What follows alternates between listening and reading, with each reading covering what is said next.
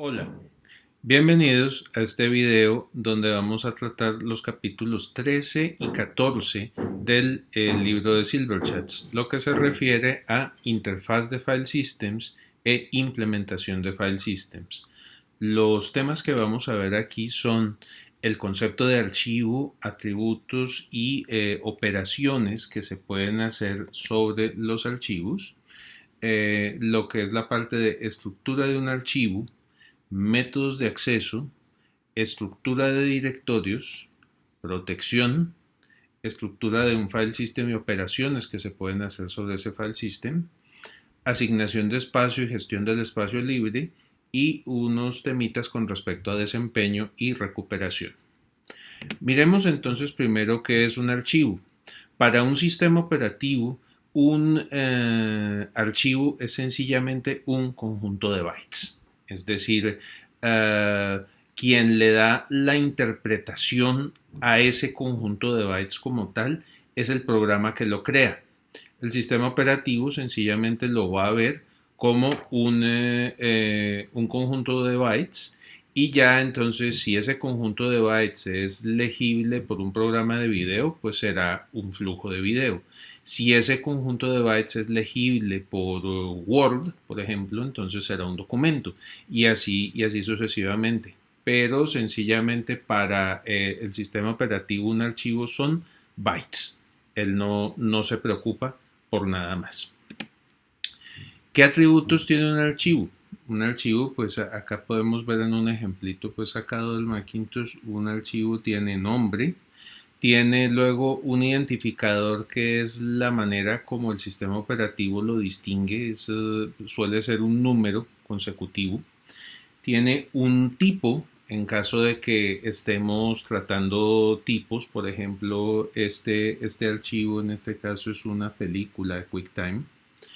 Tiene una ubicación, es decir, está grabado en un determinado sitio en el disco duro. Acá lo podemos ver, es este donde dice where.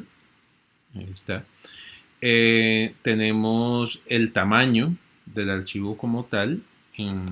Acá lo podemos ver, 151 megas. Es un archivo grandecito porque es un video. Tenemos la protección, que sería en este caso los permisos que están acá en la parte de abajo, y todo sistema operativo suele gestionar dentro del archivo o como metadatos del archivo fechas de creación, modificación, último acceso, que pueden servir para propósitos de seguridad o para propósitos de monitoreo. ¿Qué operaciones se puede hacer sobre los archivos? Y esto pues ustedes lo han visto cantidades de veces en los programas que han podido hacer. Un archivo se puede crear, se puede abrir, se puede escribir a él, se puede leer a él.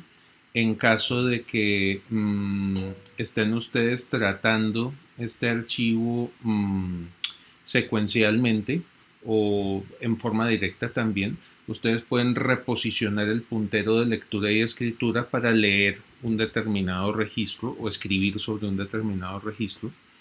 Un archivo ustedes lo pueden borrar, es decir, eliminarlo por completo del disco duro, o pueden truncarlo, es decir, dejarlo en 0 bytes o dejarlo sin contenido. Otra operación que ya se puede hacer cuando ustedes comparten archivos en el sistema operativo es establecer lo que se llama cerrojos o locks para evitar que dos aplicaciones vayan a hacer una escritura simultánea a un archivo y lo corrompan. Entonces, normalmente cuando uno va a escribir sobre un determinado archivo, uno solicita un lock o un cerrojo sobre ese archivo. Es parecido al concepto de los mutex que veíamos cuando estábamos tratando concurrencia de procesos. Entonces, en archivos también se maneja, pues digamos, debe manejarse algo similar para evitar que dos procesos se choquen en el momento en que vayan a escribir sobre un archivo. Muy bien. Como yo les decía, en los sistemas operativos más difundidos en este momento, Unix, Linux, macOS, Windows, un archivo como tal es sencillamente un conjunto de bytes y el programa da el significado como tal. Si ustedes se van a poner a emplean un sistema operativo más especializado como el OS 400 que se emplea en los computadores iSeries de IBM, ustedes verán que el sistema operativo les gestiona archivos con registros, es decir, el mismo sistema operativo es capaz de definir la estructura de registros y escribir sobre registros, hacer el locking y demás. Fíjense que eso lo que hace es complicar el sistema operativo. Lo que pasa es que estos computadores de la serie iSeries de IBM o los AS400 son computadores muy orientados a negocios en los cuales ustedes tienen mucha base de datos relacional. Entonces, el hecho de mover el control de los registros y demás a nivel del sistema operativo puede mejorar la eficiencia, pero no es lo normal en los sistemas operativos más difundidos. Luego tenemos ya lo que es la estructura interna del archivo. Un archivo sencillamente está compuesto por uno o varios bloques de datos, dependiendo de su longitud. Muy bien, los archivos se pueden acceder de dos maneras. Una es de manera secuencial, en la cual entonces ustedes van leyendo un bit tras otro, un byte tras otro, hasta que llegan al final. En el caso del acceso directo, lo que ustedes pueden hacer es posicionar el puntero en un determinado registro y luego saltar a otro registro y luego saltar a otro registro en el orden en que ustedes quieran. Entonces estos archivos de acceso secuencial pues tienen la desventaja de que debe ser leído absolutamente todo el archivo, y aquí ustedes pueden tener mayor eficiencia de acceso. Entonces ustedes ya a nivel del programa y dependiendo de la eficiencia que quieran manejar, pueden emplear un método o el otro. Miremos ahora un poquito lo que es la cuestión de los directorios. Los archivos normalmente se organizan en directorios para poderlos gestionar. ¿Qué operaciones puede hacer uno con un directorio? Uno puede hacer cosas como buscar un archivo, pueden crear un archivo dentro del directorio, pueden borrar un archivo, listar el directorio, renombrar un archivo y hacer lo que se llama navegación por el file system. Es decir, ustedes pueden cambiarse de directorio y comenzar a buscar un archivo hasta que finalmente lo encuentren. Existen varios esquemas que pueden emplear ustedes para, o que los sistemas operativos emplean para los directorios. Hay uno que es muy básico que se llama estructura de un solo nivel, en la cual todos los archivos están en un solo directorio. Podrán ver que este esquema es sumamente impráctico, porque en caso de que tengan varios usuarios en la máquina, todos van a estar compartiendo el mismo directorio. Todos los archivos van a tener que tener nombres diferentes, no va a haber protección. Entonces este esquema se utilizaba por allá en los primeros sistemas operativos, pues en donde no había demasiados archivos y compartir, pues digamos, no era como problema. De ahí se pasó entonces a estructura de dos niveles, en la cual pues tenemos un directorio maestro donde cada usuario tiene, por decirlo así, una división, y entonces ya cada usuario en particular puede tener sus distintos archivos. Entonces aquí ya ofrecemos el esquema de protección, pero tenemos pues el mismo problema de que cada usuario, si tiene 1000 archivos, los 1000 archivos van a estar en un solo directorio y eso para la organización resulta sumamente ineficiente. Pasamos a la estructura de árbol, que ustedes ya conocen bien, es decir, el sistema operativo como Windows emplea esta estructura de árbol, que es la que ustedes están acostumbrados a utilizar. La estructura de grafo acíclico, esta la utilizan Unix y Linux, es decir, en el sentido de que dos entradas de directorio pueden apuntar a un mismo archivo. ¿Se acuerdan de los links que ya vimos en los comandos básicos de Linux. Los links son los que posibilitan armar o una estructura de grafo acíclico. Y pues también se propone en la teoría de sistemas operativos la estructura de grafo general, donde ustedes pueden tener ciclos como este, cosas como estas. Sinceramente, de lo que yo he tenido la oportunidad de ver, no he visto ningún sistema operativo práctico que emplee la estructura de grafo general. Entonces, como les digo, de lo más conocido que tenemos en este momento, cualquier sistema derivado de Unix, como Linux, macOS, emplea la estructura de grafo acíclico y Windows emplea la estructura de árbol. Muy bien. Como los sistemas operativos pues actuales normalmente son multiusuario, nosotros tenemos que proteger los archivos para evitar que personas no autorizadas tengan acceso a ellos. Y podemos darles permisos como lectura, escritura, ejecución, un permiso que en inglés se conoce como append, que significa agregar al final, es decir, ustedes pueden escribir sobre el archivo, pero solo para agregarle cosas, no le pueden borrar absolutamente nada de lo que tengan.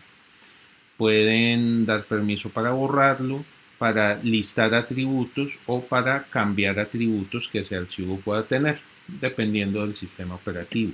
En Linux, por ejemplo, tenemos los permisos que ustedes ya conocen, es decir, en la cual tenemos permisos para el usuario, permisos para el grupo y permisos para las otras personas. En Linux existe unos atributos extendidos que ustedes pueden cambiar con un comando que se llama chattr, que es por cambiar atributos, y pueden listarlos con el comando lsattr. Les recomiendo ingresar a Linux, a su maquinita virtual de Linux, y mirar esos comandos para que vean otros permisos extendidos que se pueden emplear. Los permisos que se pueden utilizar en Windows aparecen normalmente por la pestaña de seguridad cuando ustedes le dan propiedades a un determinado archivo, y se incluyen permisos como control total, modificar, leer y ejecutar, leer, escribir y algunos permisos especiales pues, que ya están definidos a nivel del sistema operativo. Entonces, para cada archivo como tal, ustedes pueden definir lo que se llama una ACL o por Access Control List, es decir, lista de control de acceso para mirar los diferentes permisos. Ok, pasemos entonces a hablar, esto ya es capítulo 14, la parte de lo que es una estructura de un file system. Nosotros pues ya vimos que tenemos el dispositivo físico y tenemos las rutinas de control de I/O, que sería pues en este caso el driver. Listo. Luego sobre eso tenemos lo que es las estructuras o la parte básica de manejo de un file system, que es ya el que permite abrir, cerrar, leer, bueno, escribir en este caso, y leer un archivo como tal. Luego tenemos sobre ese un módulo que es ya el que permite organizar los archivos en directorios y con sus nombres y demás. Y finalmente tenemos una capa lógica que es la que maneja los metadatos de los archivos, es decir, fechas, tamaño, permisos, acceso, todo ese tipo de cosas. Finalmente, entonces nosotros como usuarios o nuestros programas de aplicación pueden hacer uso de toda esa estructura como tal. ¿Qué tipos de file system existen? Hijo de mil. Sinceramente se los voy a confesar. Hay cantidades de file systems, hay más de 100 tipos, pero pues nosotros a diario utilizamos solamente unos pocos. Por ejemplo, en caso de que estemos leyendo de un CD, empleamos el file system que se llama ISO 9660. En caso de que estemos utilizando discos ópticos reescribibles, empleamos otro formato que se llama Joliet. UFS es el que se utiliza en versiones de Unix por lo regular. EXT2, EXT3 y EXT4 son lo que se llama File System extendido de Linux. Es decir, los discos nativos de Linux vienen normalmente formateados con ese formato. NTFS es el formato nativo de Windows. Y luego tenemos los formatos FAT que son legibles por Windows, por DOS, que es el abuelito de Windows, por decirlo algo así, y Linux también es capaz de leer este formato acá. El sistema operativo FAT, el FAT12, se empleaba para disquetes y FAT16 y FAT32 los encuentran ustedes ya para discos más grandes. FAT32 les soporta hasta 4 GB de tamaño de archivo como tal. BFAT es un sistema que se emplea en memorias removibles y que sobrepasa la limitación de los 4 GB.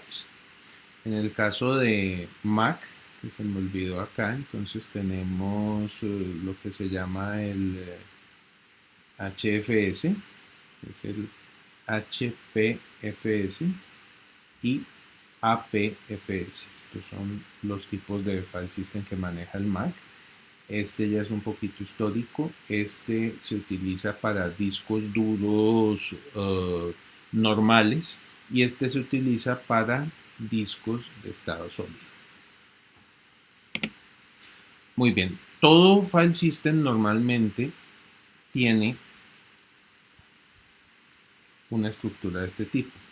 Consiste de un bloque de boot que tiene las instrucciones necesarias para poder cargar el file, mejor dicho, para que el sistema operativo pueda cargar el file system.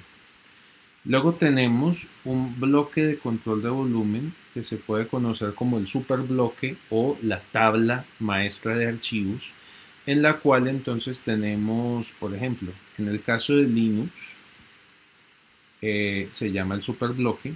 Ahí tenemos entonces los apuntadores a lo que son la zona de bloques de datos, la zona de inodos y la zona de espacio libre.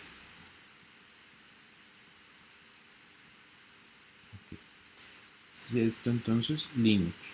Si estuviéramos hablando de Windows, el file system NTFS tiene entonces una estructura que se llama la MFT por Master File Table, tabla maestra de archivos, y ahí entonces se tiene una referencia a todos los archivos que están grabados en el disco duro.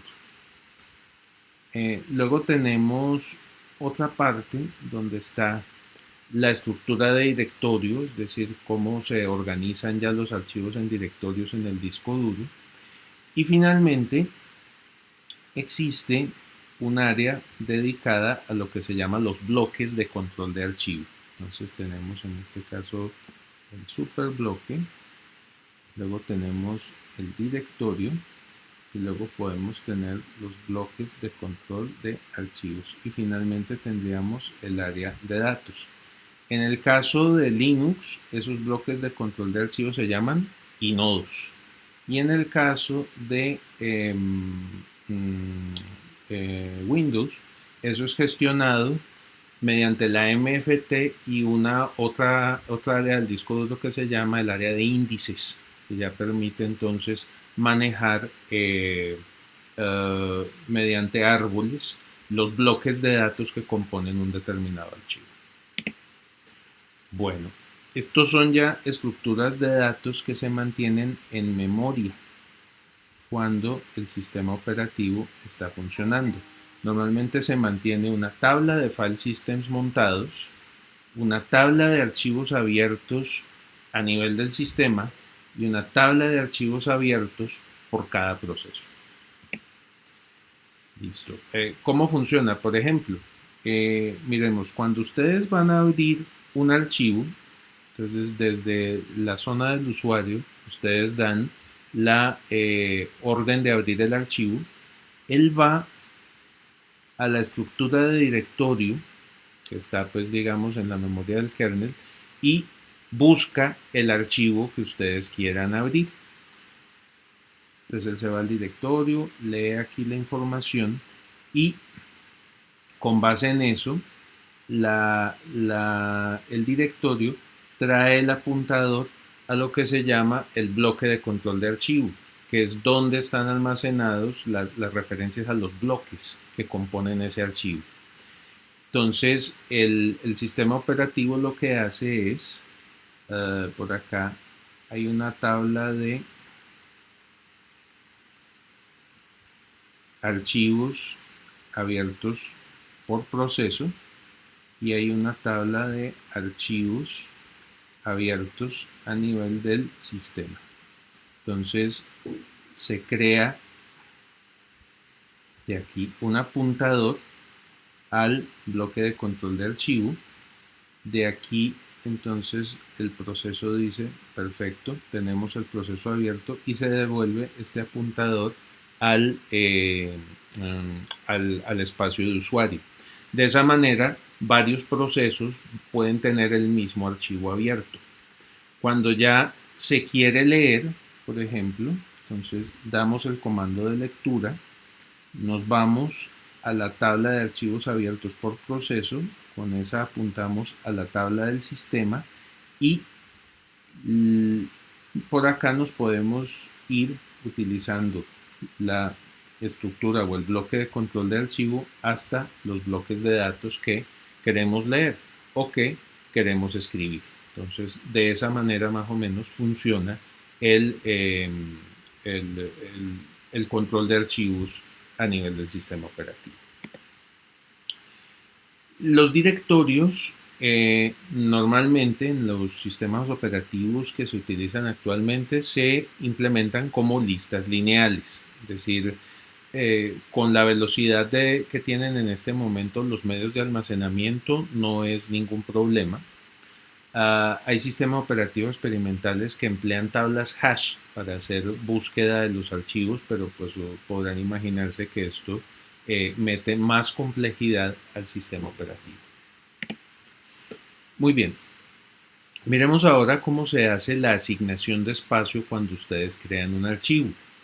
Hay un primer esquema que es muy sencillo que se llama asignación continua, es decir, ustedes lo que hacen es cada vez que crean un archivo, reservan todos los bloques seguidos que ese archivo vaya a utilizar.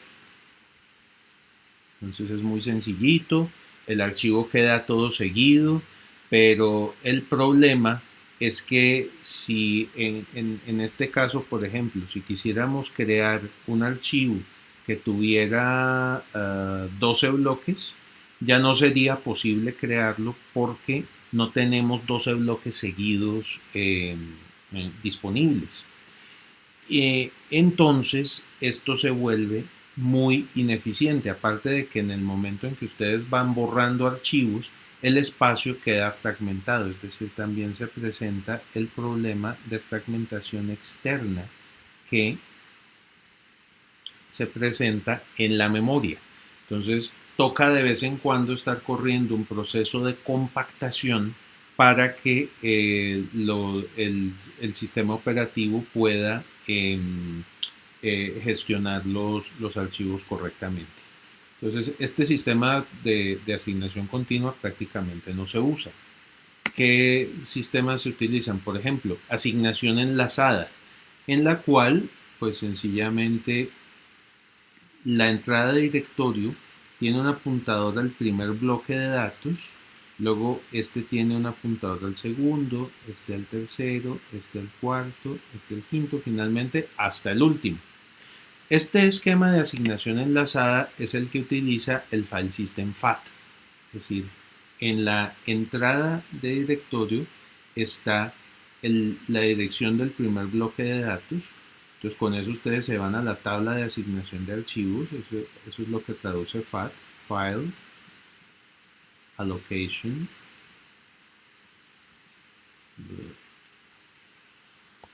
file allocation table. Listo. Entonces, este primer bloque apunta al primer bloque dentro de la FAT, el primer bloque de la FAT apunta al segundo, este al tercero y finalmente este otro bloque de acá contiene una marca de fin de archivo, indicando que ahí es donde termina. Existe también asignación con índice, en el cual tenemos un bloque especial de datos que tiene apuntadores a los otros bloques de datos que emplea el sistema. Windows emplea este sistema.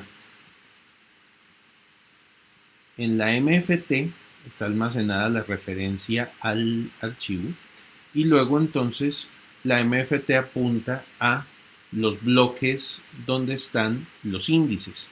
Estos normalmente se mantienen como árboles B+, para tener una velocidad de acceso muy alta, pues para poder acceder a los archivos.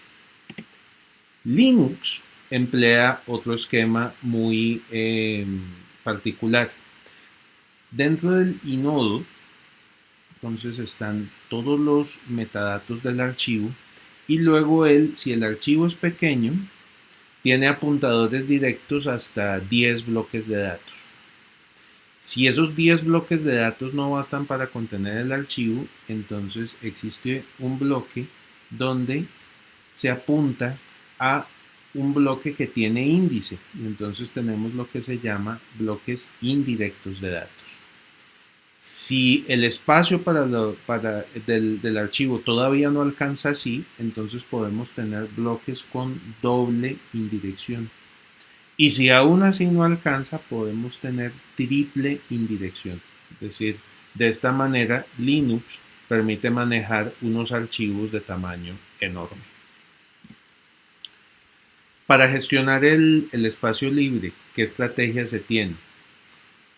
Hay sistemas operativos que mantienen lo que se llama un bitmap, es decir, tienen una serie de bits reservados en cierta parte del disco donde contiene un 1 si el bloque está libre, un 0 si el bloque está ocupado y así sucesivamente.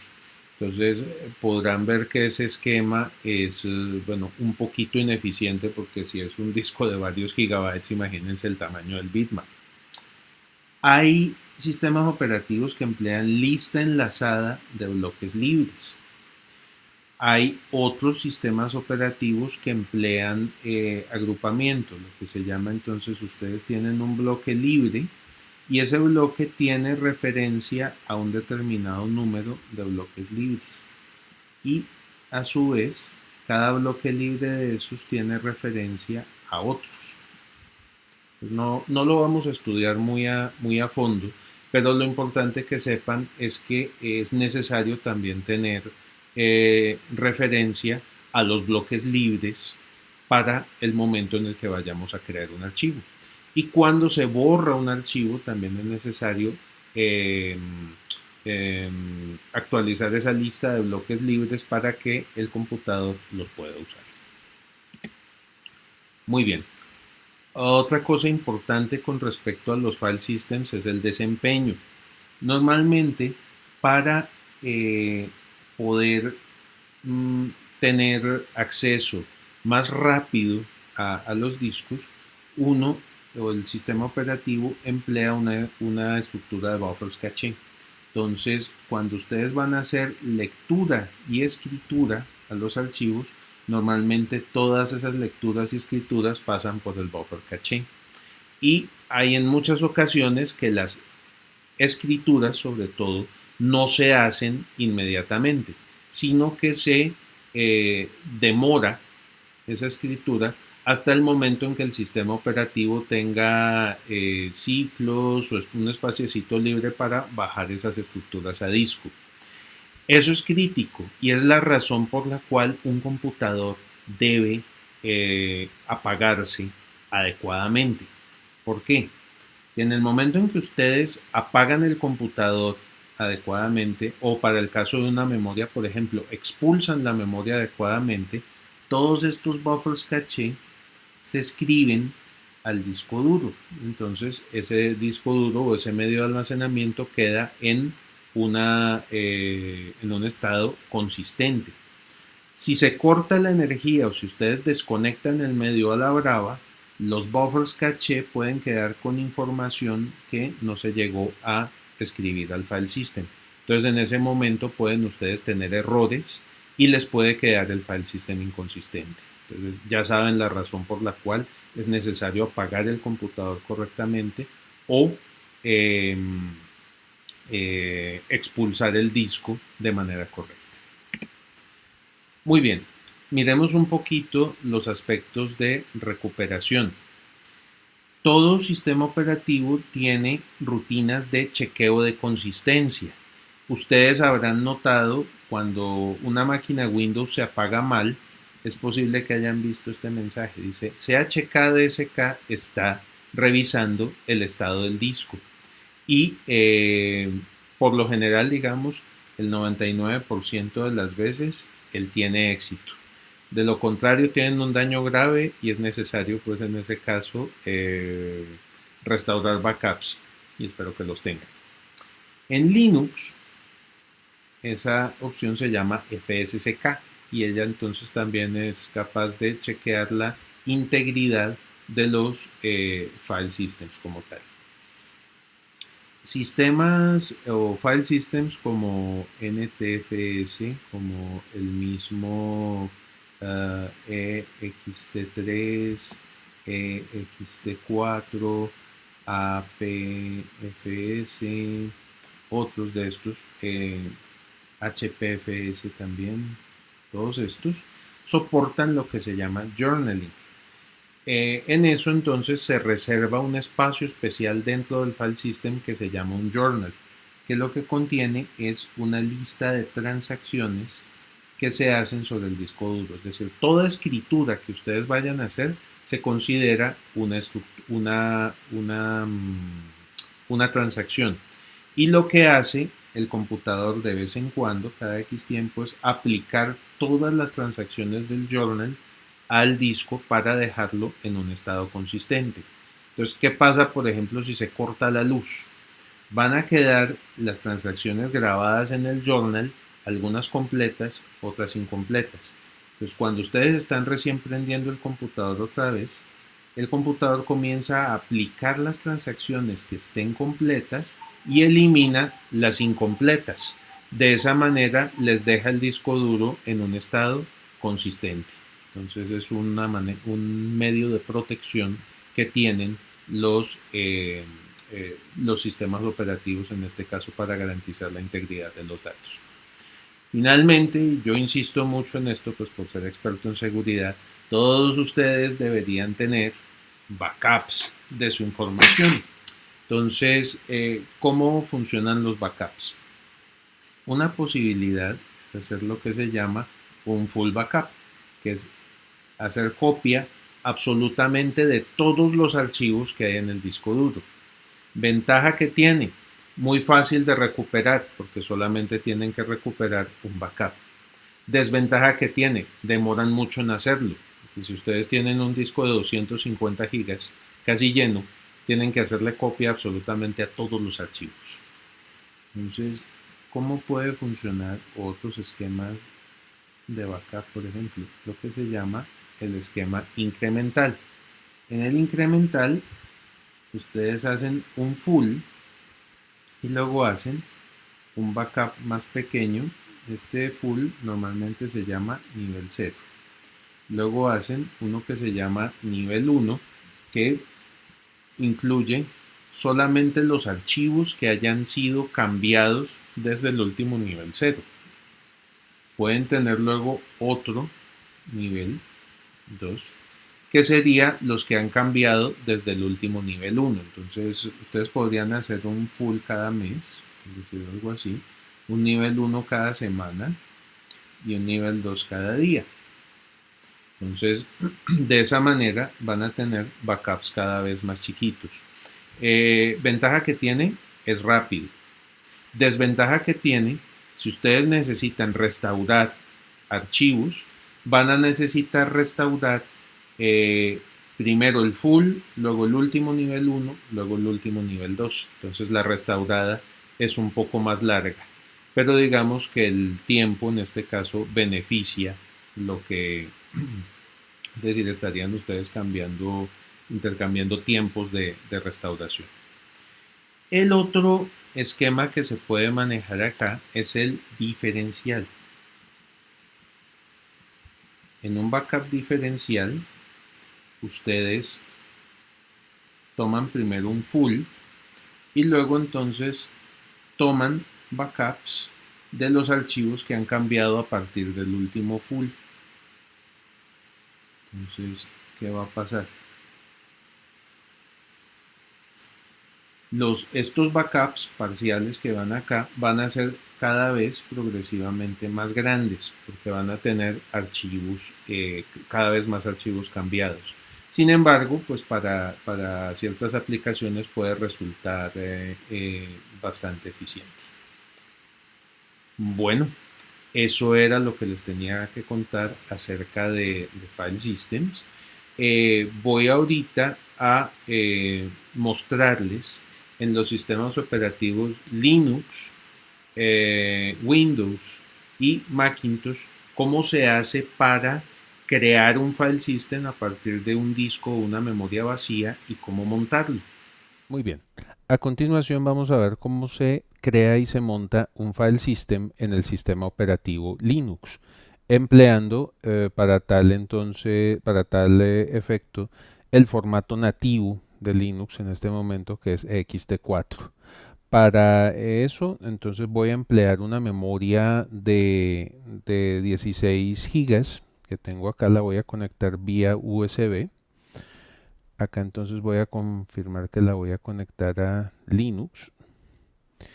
Y lo primero que tenemos que ver es, esta memoria está sin particionar, lo primero que tenemos que ver es con qué nombre de dispositivo la reconoció el computador. Eso lo podemos hacer digitando como superusuarios el comando dmesc.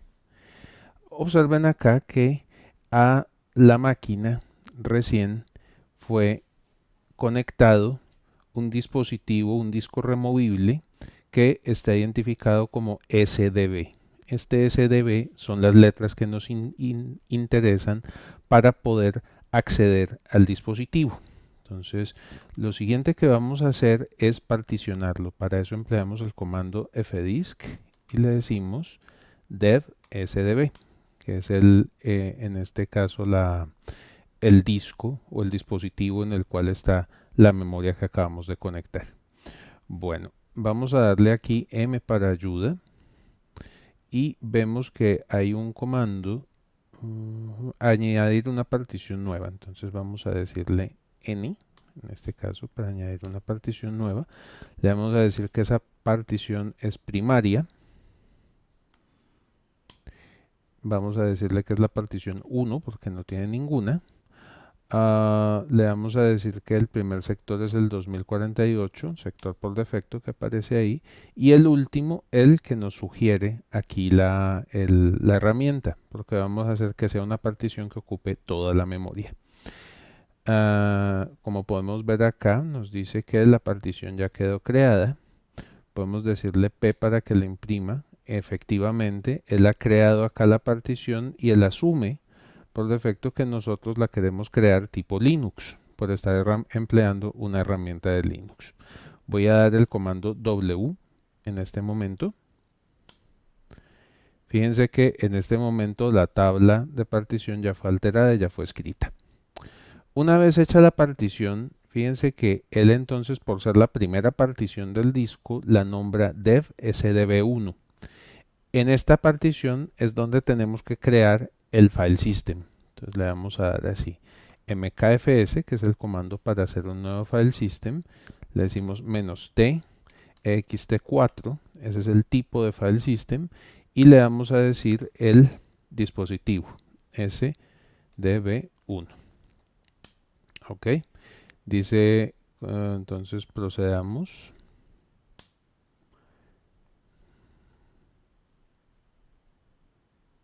En este momento el sistema operativo está creando lo que se llama acaba de crear el file system y lo que se llama los superbloques, que son los que contienen las referencias más importantes, pues a donde están las tablas de archivos y demás. Pueden ustedes ver que se crearon varias copias del superbloque. Esto es importantísimo. En caso de que se pierda alguna, pues siempre habrá entonces cómo recuperar el file system. Listo. Otra cosa que pueden ver acá, resultaron ya escritas las tablas de inodos y el journal, que es el que permite deshacer transacciones en caso de que haya alguna falla en la energía y se necesite entonces reconstruir alguna información de la que estaba en el disco duro antes de que se hiciera alguna modificación. Listo, ya quedó acá hecha toda la escritura. En este momento ya tenemos un file system nuevo disponible en esta memoria. Lo único que nos queda es montarlo. Para montarlo, lo que vamos a hacer, o el proceso que se suele hacer en este caso, es crear un directorio vacío. Entonces vamos a crear acá un directorio. Vamos a ponerle, por ejemplo, disco nuevo, así, listo. Y ahorita vamos a montar la memoria en él, o el file system que está en la memoria en ese disco. Para eso, voy a darle acá el comando df-k. Observen que en este momento el único file system real que está montado en la máquina es el file system raíz, que está en el disco dev sda1. Vamos entonces a decirle mount, que es el comando pues, que se emplea para estos casos. Le decimos dev sdb1, que es el sitio donde creamos el file system, y lo vamos a montar en el directorio disco nuevo que acabamos de crear. Listo. Observen que en el escritorio apareció de hecho el disco, como si lo hubiéramos conectado en la máquina. Y si doy aquí yo un df-k, aparece el file system montado acá. Entonces, uno ya podría, en este momento, pasarse a ese directorio, crear archivos. Podemos decirle aquí echo hola y le ponemos archivo.txt. Listo. Observen que en ese caso quedó el archivo creado. Ahora voy a salirme de este directorio y voy a desmontar el file system. Entonces le digo con este comando de nuevo como root umount así /dev /sdb1.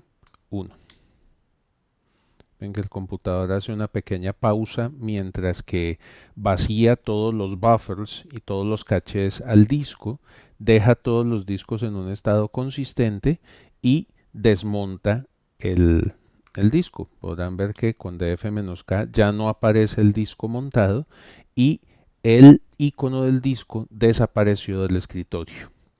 Si yo le doy acá, si me paso al directorio disco nuevo y doy un ls-l, observen que el directorio está vacío de nuevo. ¿Por qué? Porque hemos desmontado el file system que estaba montado allí. Todos estos comandos, fdisk, mkfs, mount y umount, deben ejecutarse como superusuario. Y estas son entonces las medidas básicas o la manera básica como se crea y se monta un file system en un disco vacío empleando Linux. Muy bien, vamos a hacer ahorita el mismo procedimiento, es decir, montar un disco duro nuevo en el sistema operativo Windows. Para ello necesitamos acceder por acá, por la lupa, vamos a acceder a Disk Management, que les aparezca esta opción de crear y formatear particiones de disco duro. Él les va a abrir la consola de control y les va a abrir entonces la herramienta de administración de discos. Acá pueden ver ustedes el disco que tiene la máquina, el disco nativo, por decirlo así, que tiene la partición EFI, la partición de recuperación y la partición de datos o de datos y de sistema operativo, que es desde la cual está corriendo el sistema operativo. Vamos a conectar entonces el disco nuevo sin formatear. Lo conectamos acá a Windows 10. Observen lo siguiente, él trata de abrirlo, pero pues no sabe cómo manejarlo porque está completamente en blanco. Entonces, fíjense que aparece acá disco sin asignar. Entonces, vamos a darle botón derecho y le vamos a decir que queremos crear un nuevo volumen simple. Fíjense que se puede crear un volumen striped, es decir, RAID 0. Puede crearse un volumen mirrored, es decir, con disco espejo. Puede crearse un volumen RAID 5, para eso ya necesitarían ustedes tener varios discos y entonces los van a unir como un solo volumen lógico. O podrían ustedes manejar un volumen SPAN. Un volumen SPAN es un volumen que aparece en el cual ustedes emplean varios discos y esos discos que ustedes unan aparecen para el sistema operativo como si fueran un solo volumen, pero no les ofrece las mismas características de redundancia y de seguridad que ofrece un arreglo RAID, que serían las últimas tres opciones. Bueno, creemos el volumen simple. Ok. Ya lo hizo. Listo. Acá entonces nos dice que va a crear un volumen simple. El tamaño, entonces se lo dejamos por defecto para que ocupe toda la memoria. Nos dice qué letra de unidad le va a asignar. Y finalmente nos dice en tal caso formatee el volumen con los siguientes con la siguiente configuración. Dice NTFS con la unidad de asignación por defecto y vamos a ponerle pues digamos disco nuevo, por decir algo así.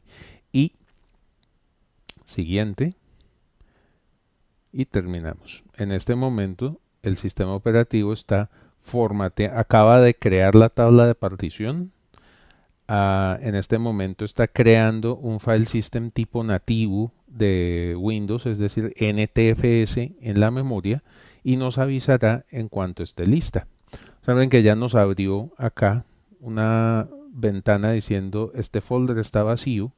Y si nos vamos acá a la herramienta de administración, ya nos dice que está montado como disco E y efectivamente nos dice que está como una partición NTFS. Entonces, esta es la manera como se crean y se montan dispositivos en el sistema operativo Windows. Finalmente, para completar el ejercicio, vamos a mirar cómo se hace la creación de un file system y su montaje en el sistema operativo de Macintosh. En este sistema operativo se emplea una utilidad llamada Disk Utility. Entonces vamos a enchufar el disco vacío y miramos a ver qué ocurre. Fíjense que en este momento él nos dice que el disco insertado no es legible por este computador. Le voy a decir aquí que lo ignore. Voy a hacerle clic en este punto y le voy a decir en tal caso vamos a decirle que lo borre. Listo. Entonces vamos a ponerle nombre, disco nuevo. En este caso ustedes escogerían la opción Mac OS extendido con Journal, que es la opción recomendada pues en este caso para memorias. Si ustedes quisieran montar un disco duro nuevo, es decir ya grande para un dispositivo Mac, podrían hacerlo formateándolo a PFS. En este caso entonces creémoslo Mac OS extendido y con tabla de particiones tipo GUID. Vamos a decirle borrar. El computador en este momento está creando la partición.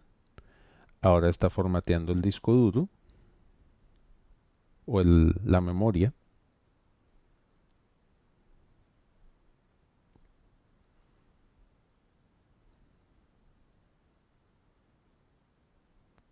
Ya acaba de hacerlo. Aquí lo podemos ver. Escribió, formateó el disco, lo inicializó, le creó el journal también, lo montó y en este momento nos dice operación exitosa. Si le decimos done acá y hacemos clic sobre disco nuevo, observemos que aparece como un disco que tiene 14.93 gigas libres y 38 megas usados por el resto, digamos, por las estructuras que se han creado dentro de él. Esa es entonces la manera como se crean um, eh, discos nuevos, se formatean y se montan discos en el sistema operativo de Macintosh. Ok, eso era todo lo que tenía para contarles. Si tienen alguna pregunta, me la pueden hacer por correo electrónico o pues cuando nos veamos en la clase sincrónica. Mientras tanto, por favor, cuídense mucho, que estén muy bien.